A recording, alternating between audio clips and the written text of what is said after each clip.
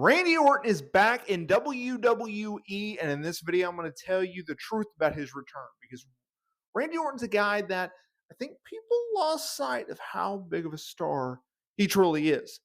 Randy Orton, he went through an interesting period coming out of the pandemic. When he was in the pandemic, he returned to that just despisable heel, that legend killer. He went after the likes of Christian and Ric Flair. He feuded with top guys. Okay? He shared the ring with the Shawn Michaels and the Triple H's of the world, right? Coming out of the pandemic, he took a back seat. He was in a tag team with Matt Riddle. And while the tag team was actually very fun to watch as a fan, you could tell that there's something going on here because Randy Orton's always been pushed as a top guy, really, since he was paired with Evolution.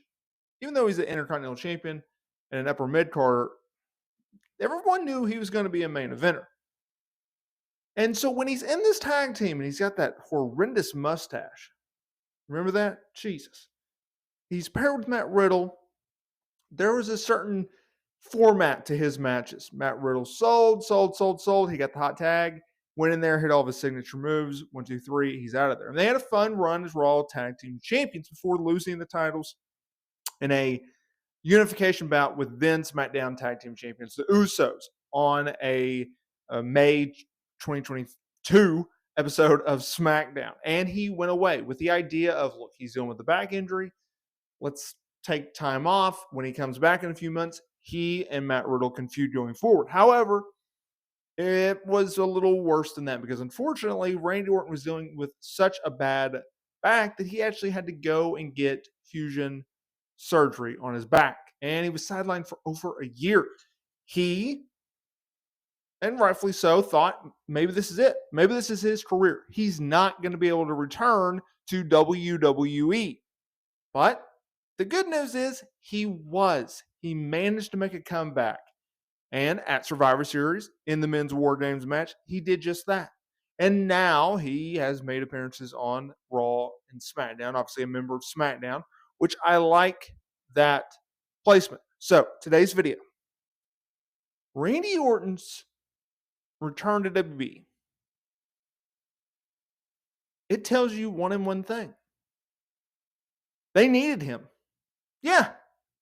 Shocker. They needed him. And I'll tell you why I say that. And I'll also tell you why I can back that up. Anytime he's mentioned on social media, that engagement for that post, it goes through the roof. Whenever he is added to a show, he moves tickets. He's also a top merch seller right now for WWE. In fact, when he's on television, his ratings soar. I was looking at the December 8th, 2023 episode of SmackDown. The same SmackDown in which CM Punk opened the second hour. He spiked the ratings up to 2.3.5 million viewers. Randy Orton and LA Knight worked the main event later that night, about 45 minutes later. When Randy Orton appeared on television for that tag match, it shot back up to 2.3 million viewers after declining by 300,000 viewers following Punk's segment. So you have a surge for Punk. You have a decline for the rest of the show. You have another peak. You have another surge for Randy Orton. That's the truth about his return to WWE. The fans wanted him back. He wanted to be back. The company wanted him back. And now this return, it's paying off. And it's going to pay dividends because at a time where SmackDown is, well, they need a top guy. Well, you got it in Randy Orton. You got it with Kevin Owens if they can get behind him. And they had been getting behind LA Knight, although he's cooled off a little bit. And so with Roman Reigns working a part-time schedule, well, now you have Randy Orton. It's perfect and it's brilliant, I think.